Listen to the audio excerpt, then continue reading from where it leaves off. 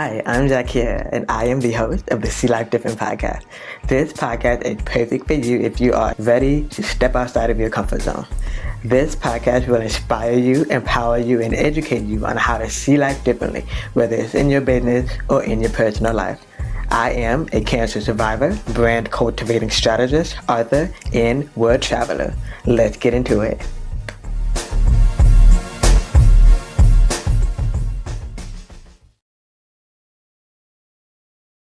Retinoblastoma claims over 7,000 children annually and leads to blindness in many more.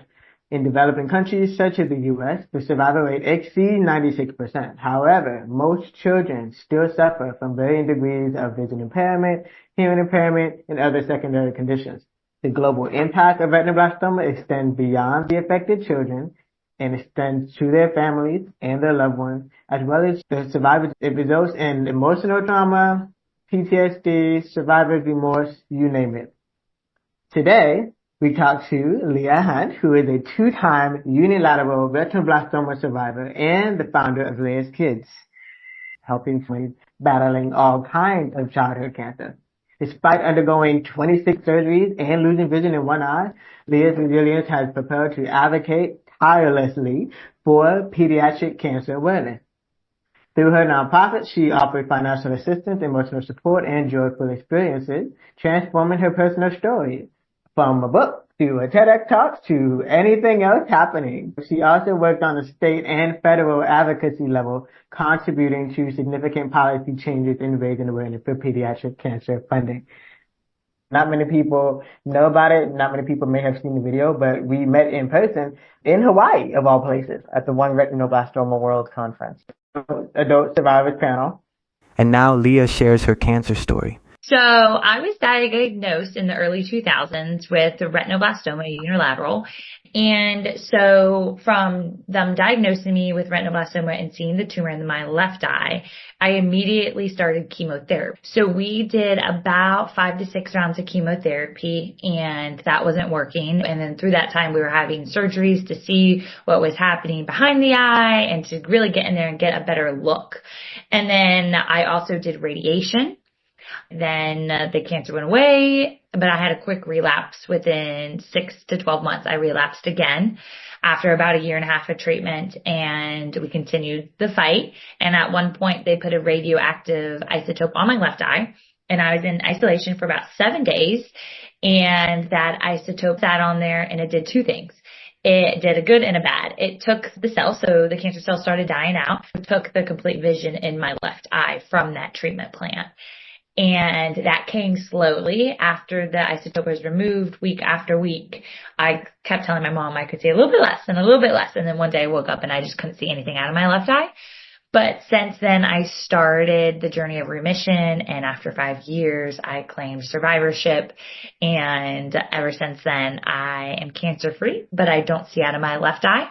And something that's so unique about my journey is that I did not have enucleation, so I did not have a removal of my left eye. So a lot of times when RB kids get diagnosed, they'll take the eye. However, I was working with Dr. Carol Shields at Wills Eye Hospital in Philadelphia, Pennsylvania. And really my dad went to her and was like, hey, let's keep Leia's eye for as long as we can. Let's keep Leia as normal as you could say that we can.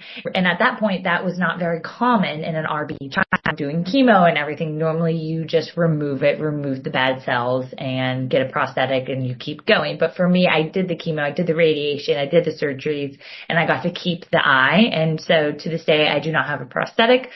I have my real eye, and I was one of the first few handful of kids, especially under Dr. Shields' care, that did not have removal right away. So it was definitely opened the doors to a whole new medical journey for her and for other kids and families on this journey.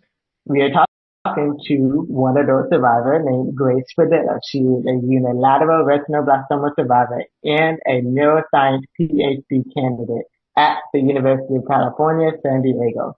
Her academic pursuits reflect her drive to understand the brain and inspire others through her story. So she has a dual perspective as a scientist and a survivor, and talk about the importance of advocacy, the importance of research, and the power of resilience.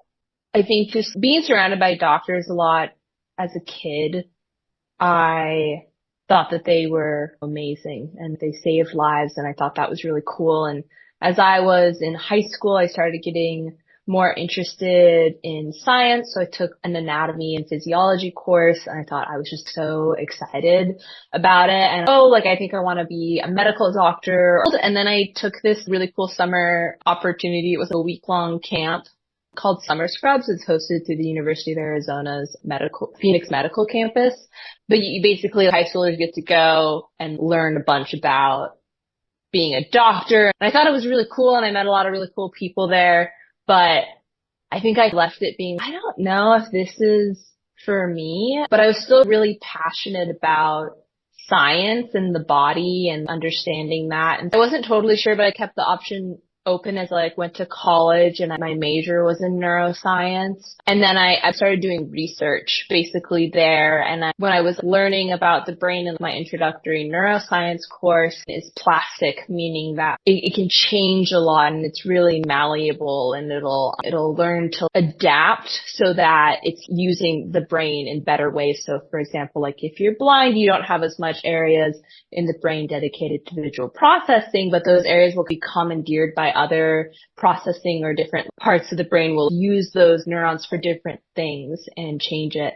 And I was learning about that in this intro neuroscience course, and so I raised my hand, and I'm blind on one side, and what do you think that would cause these changes? And she was really great about just chatting with me about it and relating it to my own experience. And then I think from having this, my brain's maybe a little bit different just because I don't have vision in both eyes. This really program, which basically helps underrepresented minorities or first-gen low-income college students get into graduate school.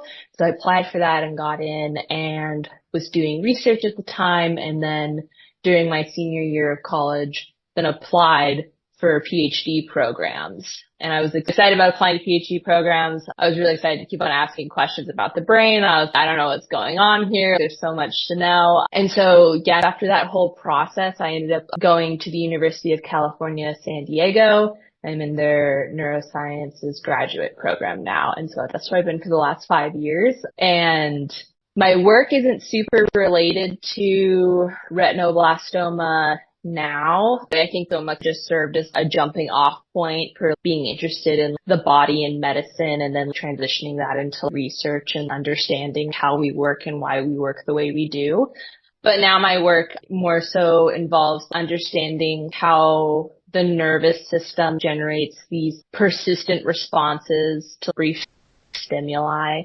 So I found out a few years ago that I have a genetic mosaicism for retinoblastoma, which means that a certain percentage of the cells in my body carry the RB1 mutation that was from the tumor that was in my eye, and that it just leads to uncertainty with passing it on to my kids if I decide to have children, and then also secondary cancers. And so that's something that's been interesting, learning to talk to people about secondary cancers. And I've had some really great experiences, but also some not super great experiences with doctors. So once we found out that I had the mutation, I decided to start seeing a dermatologist yearly to just get skin cancer checks because I'm at high risk for melanoma. And I remember going to a dermatologist at one point, and this is the first one I went to, and she wrote in the form why I was there. I'm here for just screening. I'm at a higher risk for melanoma due to the retinoblastoma thing. And the doctor comes in and she's like, I've never heard of retinoblastoma in relation to skin cancer. I don't know what you're talking about. I know this is what I was told to do. I was 19 or 20 at this point. And she was I just Googled it and I don't see anything and I don't know why you're here. And she made me feel really small for being there, for trying to take care of my health. And my mom went to the appointment with me, but I was in the room alone. And then I came back out and I told her what happened. And she was we're never coming here again. And so I think and I've had experiences with doctors who have not been that. They've been really understanding or just been, yeah, totally. That's why you're here. But being told that you don't know about your medical history and stuff, I think that can be really frustrating within the medical field. And I think we can see this in a lot of aspects of the medical field, but especially when it's retinoblastoma, where it's a smaller subset of people who know what's going on. And so it was really frustrating. And that was really learning to continue to advocate for myself within the doctor's room, which was something I felt I hadn't had to do for a minute. But being able to advocate for yourself, having the resources and knowing how to advocate for yourself and the best way to navigate these really complicated systems, I think the stoma especially can really feel the difficulties of that. And I think I guess that's more going on towards the doctor side, but more going towards the community side, being able to have a community and people that you can than others has been something you have to learn how to do. And I'm really someone who's always been really open about it. So I've never thought too much about being, I might need a little extra time or something like this. But yeah, just being able to have the spaces where you can advocate for yourself, have people advocate for you, even in just the day to day. I remember when I was first starting research, I was working under a microscope a lot, and the person who I was working with was, I don't know if you're going to be able to do any of these surgeries under the microscope. Why? As an ocular vision person, I never knew this, but I guess stereoscopes have some depth in them. So with each eye, and it just had never been something I'd ever considered or knew about. And so you use that depth to understand the three-dimensional working under a microscope to work on these small things. And it can end up being a little bit harder for me, but having to sit there and be I don't know if I'm going to be able to do this, but I need to sit here and push through it and figure out where exactly my limitations are compared to what someone else is telling me my limitations might be. That's been definitely a steep learning curve. Every day, more than 10 children die from curable eye cancer. So all of these children's lives in economically less developed countries, access to timely and appropriate medical care is limited. It is highly curable. However, 98% of children have one eye surgically removed, or they end up losing both of their and going blind. World Eye Cancer Hope, also known as C Hope, its mission is to educate the public and primary health workers about retinoblastoma, to achieve early diagnosis and refer rapidly to specialist care, empower the medical community to deliver sustainable, high-quality, evidence-based care that gives each child and adult survivor the best possible opportunities, and to enable family support programs that reduce practical, emotional, and financial and social burdens to improve access. I loved how we got to meet back in Hawaii. I think that was a very special conference. And hearing your story and your testimony, it's definitely a beautiful experience. My mom and I went to the We See Hope conference in October in Hawaii. And my mom and I have been pretty involved with retinoblastoma since it became something for me as a kid. Genevieve McCarthy is the president of the Canadian Retinoblastoma Society. And as a mom of unilateral retinoblastoma, she will be sharing her perspective on what it's like also being inspired by her parents' efforts, and now that she's a parent, what it's been like to use her personal story to advocate and connect with others. My mom recognized something wasn't right. The eye wandered. It had a little bit of a glow in it. She couldn't get me to focus. And when she was holding me, the one eye would fall outward and it didn't look at her. And so I was about 6 months when she first sought out support, and they told her, your baby's fine. I'm a June baby. So it was my Christmas photos when I was about 6 months that she really started to recognize the glow. And her one girlfriend posed me in all these different ways to catch the glow that day. And that's when she really knew she needed to go back and get another opinion. So I was about 8 months old when she got into an ophthalmologist, and that person recognized it, had not seen it before, but recognized it, and sent us immediately to Sick Kids Hospital. My mom says that she didn't hear the word cancer for a couple of weeks because she was in such a blur. She didn't even know where SIDS was at the time, north of the city. And the doctor had to draw her a map because we didn't have technology in the 80s. We were lucky enough to live in close proximity to Toronto. And so Dr. Galley and her entire team there really were the captains of our ship. We went through treatment and actually I should say nucleation because I did not have any chemo or radiation treatment. They diagnosed me right away with a grade 4 size tumor, group D, and they nucleated my left eye without any other forms of treatment. And I had EUAs for many years, examination under anesthetic, as well as my younger brother. But they did not find any other additional tumors. It was a big part of my parenting journey to learn all the accurate information when I wanted to become a mom. I educated my partner as well on what the risks were of passing on retinoblastoma, and we felt very supported when we visited our genetic counselor and spoke with our team at Sick Kids Hospital in Toronto about what the risks were and what they would do to help support us in the journey. I'm a unilateral survivor and my risk was very low because I'm a non-heritable gene carrier, that we decided to just go ahead with a typical pregnancy, and we had both of my kids examined and tested when they were about 2 or 3 weeks old. So we went down to Sick Kids and had a blood test, and they did ultrasounds of their eyes, and we just did a really thorough exam, and both of them were clear. It's obvious that not everybody has a supportive partner, has supportive parents, has supportive community. So I asked Genevieve and Lee, and how is your relationship now and the level of advocacy? My current boyfriend partner is one of my strongest supports, one of the cheerleaders behind me, as well as understands the needs of mental health challenges. ADHD is what we are dealing with and facing. We have pretty much all of us in our house struggle with ADHD to some degree.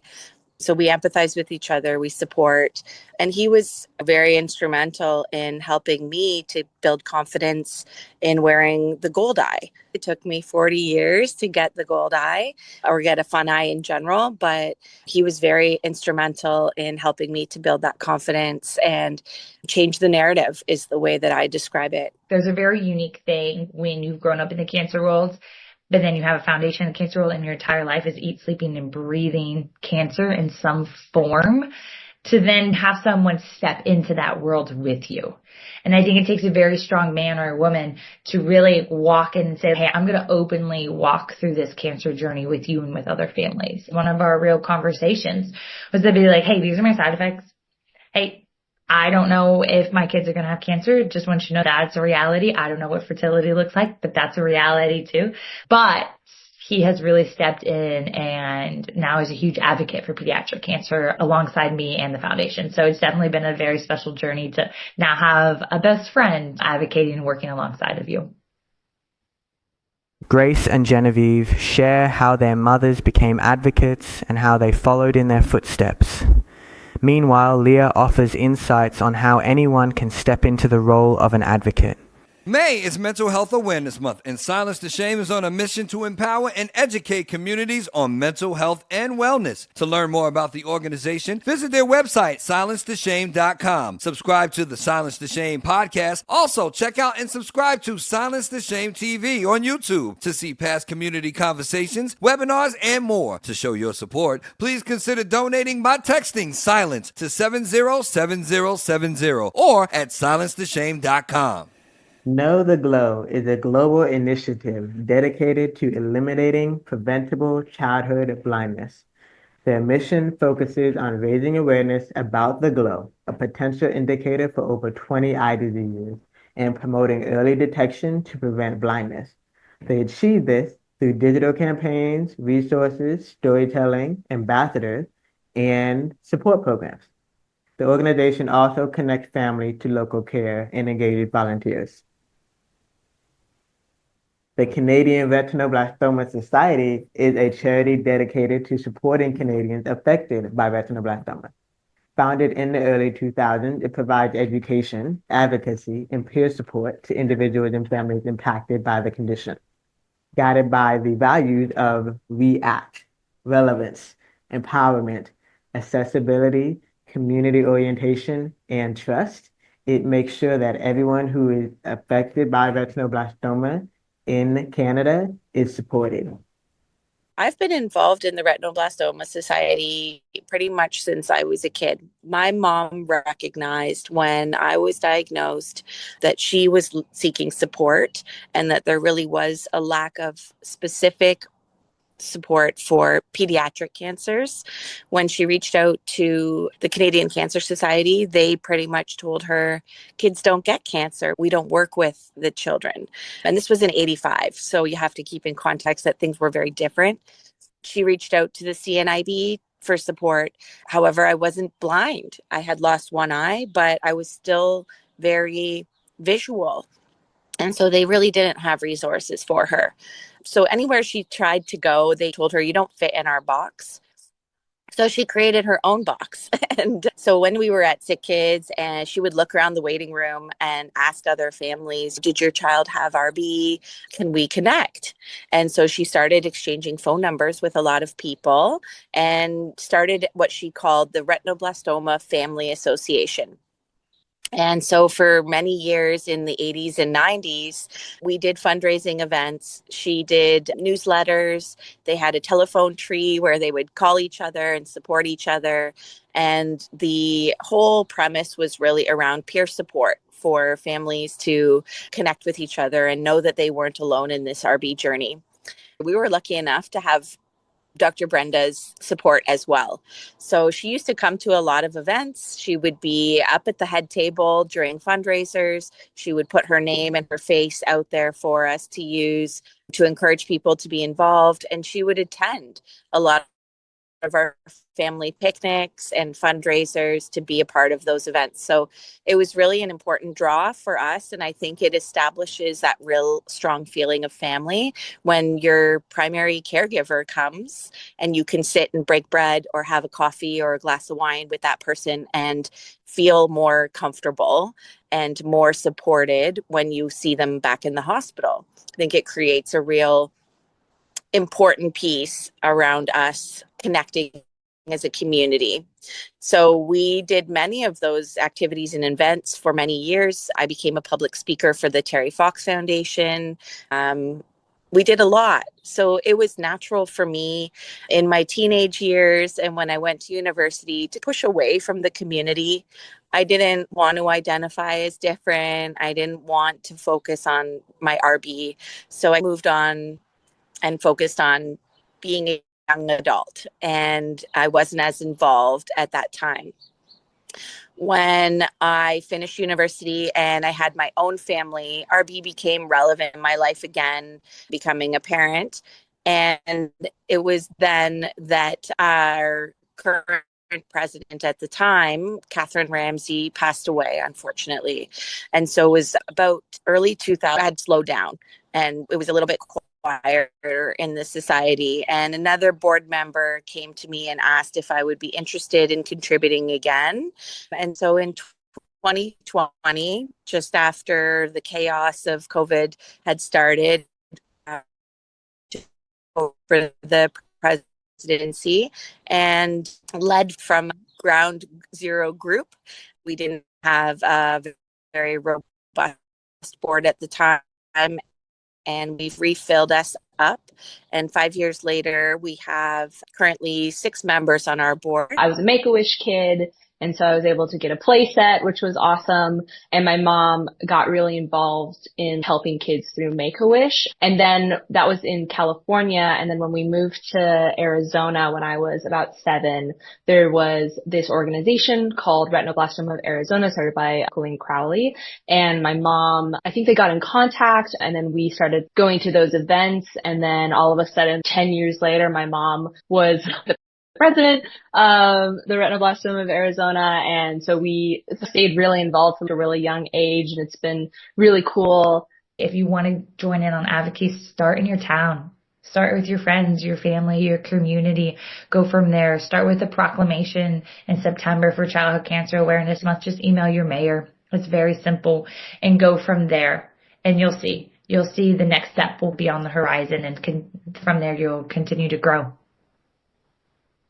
I was remembering there was one time my doctor was at Bascom Palmer in Miami, at the University of Miami. So for pretty much 16 years of my life. I said before my doctor went into private practice. He was about to retire. So I got the opportunity to basically shadow him. And so for him, he just knew how I was just always inquisitive, always sharp, asking all the questions. So he understood that I was going to shadow him and become the next him, the next ophthalmologist, the next ocular oncologist. And so I get there, and the place that I want to hang out the most is the medical photography section. So in the part when we go to our doctor appointment and they take a picture of how's the eye doing right now. And my life has always been shaped by photography, by storytelling. So knowing that you can ask those kind of questions and then see the results of how's your eye doing now. And now it's like the doctor appointments are so quick because that specific machine just kept improving. The technology kept improving so much. But medical photography was the part that gravitated toward me. Same thing, because I asked the question, I'm like, what is that machine? So my people always butcher my name. And so my name is Zaakirah. It's named after the holy book in the Quran, which is the Muslim holy book. And so it's actually, if you remove the Z or the Z, depending on which part of the word you're in, it's just Akira, which means hereafter or afterlife. And so growing up, when I discovered my purpose of, okay, the minute I tell people that I am a survivor, it's a good thing and people want to gravitate towards me, I don't have to isolate myself. But I say all that to say that at that time, Shakira's song Hips Don't Lie was coming out. In the part in the beginning and the ending and any part of the song, it's Shakira, Shakira. Yeah. That's what I use to let people know how to pronounce my name, to make sure that they don't butcher it. And that also reminded me of my history, if you will, is southeastern United States. So Tennessee, Georgia, and Florida. And so at one point we were living in the state of Tennessee, even though my diagnosis was in South Florida, we were living in the state of Tennessee, and there was a pretty major hospital. It's by the name of Emory University. It's a university that also opened up one of the most major and trusted hospitals. And all I remember, it was my first time meeting other one-eyed human beings, other people with retinoblastoma. Just the doctors there, their assistants are there, other family members are just there, and you, for the first time, you do not feel alone. So it's in real life connections are still very important. I found out that I wanted to be the storyteller. I wanted to tell the story of those who were willing to tell their story, but then I realized my superpower is actually that listening. Like, I hear what you're not saying. I think that's how I end up still getting pulled in, because it's storytelling, it's branding, it's picture taking. So all of it is how it's still kind of part of my name. So what do you want your legacy to be? If you think about the legacy that you're going to leave behind when, you're not there necessarily, be that just physically or in a different location or years later, I want to be known for someone who is really kind and empathetic and was able to listen to others and either provide the sounding board or just be a resource in some way. There's so many ways to help people, and you can be a helper or a mentor in so many different fields. But I think, if anything, I just want people to know that I'm a safe space. Like, if people going back in the future and, I was having a really rough day and was able to talk to Grace and she didn't maybe fix everything, but she brought a smile or just helped. It's nice knowing that you have a positive impact in someone's day. Professionally, I am a recreation therapist. So I use a lot of play and humor to impact people who are going through challenging times. It is my goal to have an impact, a positive impact on a grand scale. I've been working in supportive services for over 20 years in various populations. And the same goes for my work in retinoblastomas. I want to be able to provide a positive impact for those who are affected by whatever population I'm working with, whether it's retinoblastoma, whether it's seniors, whether it's mental health, whether it's spinal cord and brain injury. I want people to know Leia for service, for hope, for being in the trenches with somebody. I think awards and accolades and big events and all that is fun, and there's a purpose behind it. But I think at the end of the day, it goes back to that human to human connection. And it is, I know my life's purpose is not to be the surgeon or the researcher and to find the cure or to take the tumor or whatever that may be. I know that's not my life calling, but I know my life calling is to be one-on-one with the mom, to be one-on-one with the kid as they just are starting to understand what is cancer. And they're starting to understand what's retinoblastoma and what do you mean I have to get a different eye. That's what I want to be known for, to be sitting in the trenches. And if I'm not known for anything, I think that's just as fine. But I think counting the smiles on kids' faces and being one-on-one with them is the most important to me, because I know that's what I needed and that's what I want to give.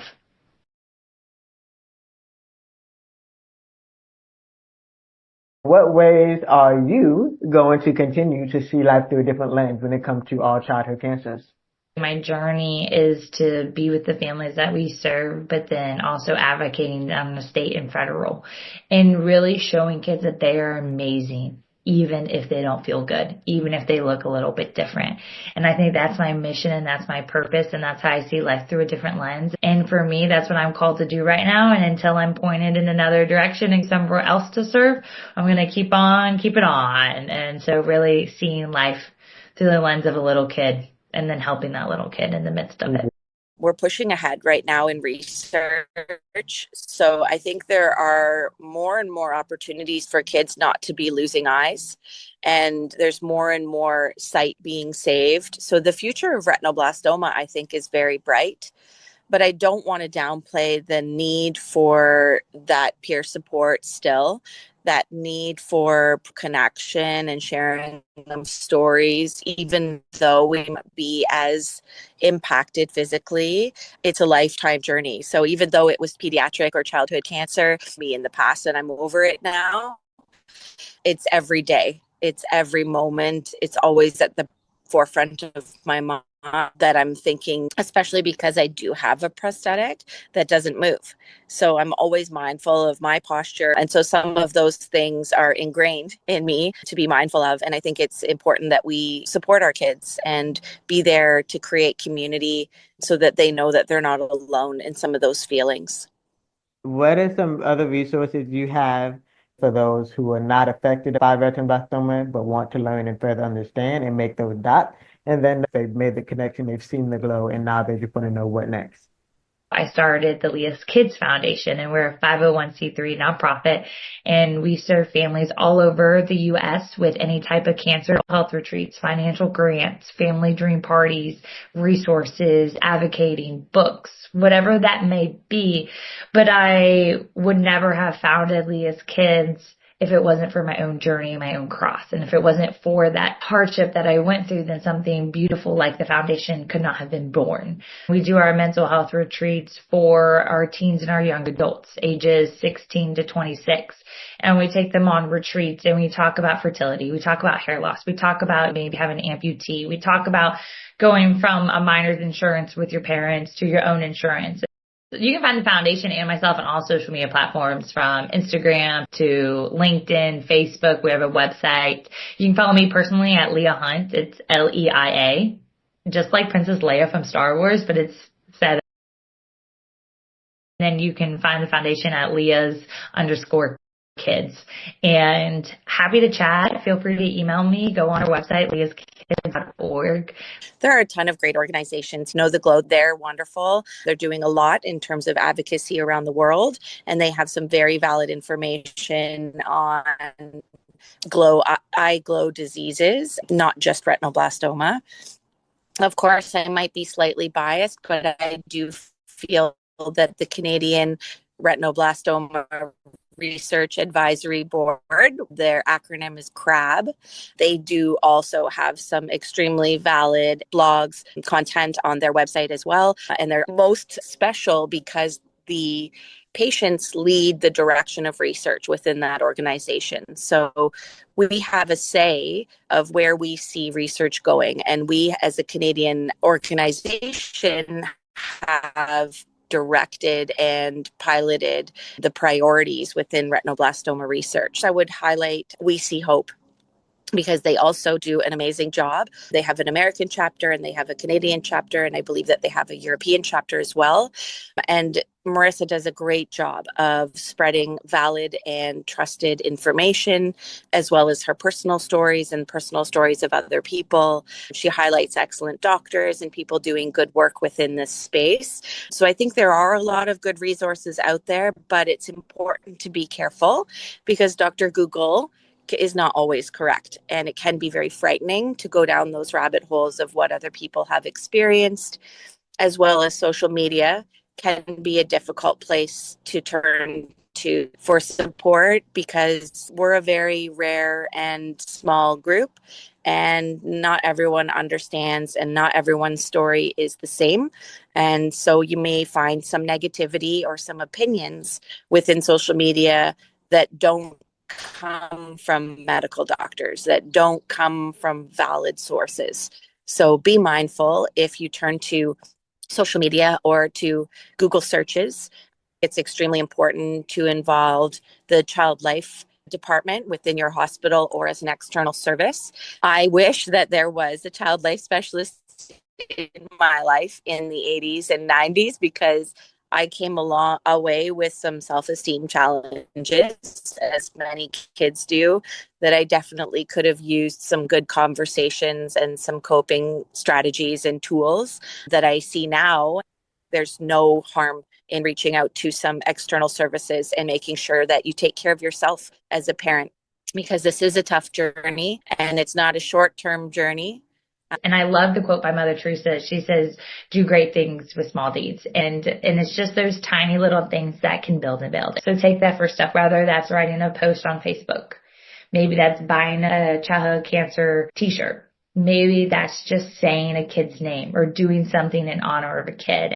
It's really important for people to know that it's very possible to live an extremely fulfilling life despite the challenges that retinoblastoma can have, like in the immediacy of the diagnosis, but also in the prolonged survivorship that is retinoblastoma and surviving retinoblastoma. I think like we talked about this like at the conference, if you're not surviving, you're thriving. And I just really resonated with those words because I think it can feel you're surviving at times, but then at a certain point you can look and you're reflecting on all the good that you've been able to do in your life, not necessarily in spite, but just of retinoblastoma, and retinoblastoma. Like you're still able to do what you want. Like the biggest limitations are the limitations that you can put on yourself. And granted, there's always a big asterisk there, but if there's something that you want to do and it's like a goal of yours, like it might take a little bit longer. It might take a little bit of a roundabout way, but go for it and just get it done. And I appreciate you taking the initiative to bring us together again, because those of us who have a lot to share and a lot to offer. And I think it's really important that we lean on each other, have these types of chats and share stories, because as much as they're different, they're also similar, tidbit that they can relate to. And I really appreciate you taking the time to create this, because if you don't do it, if someone doesn't take the initiative, then this information doesn't get out there.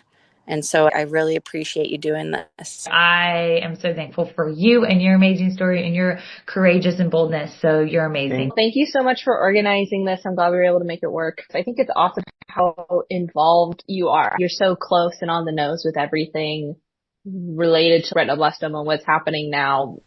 Thank you for listening to the See Life Different podcast. To view this episode's show notes and links mentioned, and to listen to previous episodes, please visit zaakirahnayyar.com/podcast. That's zaakirahnayyar.com/podcast. Be sure to also leave a review so others can discover it too. I'll talk to you next time.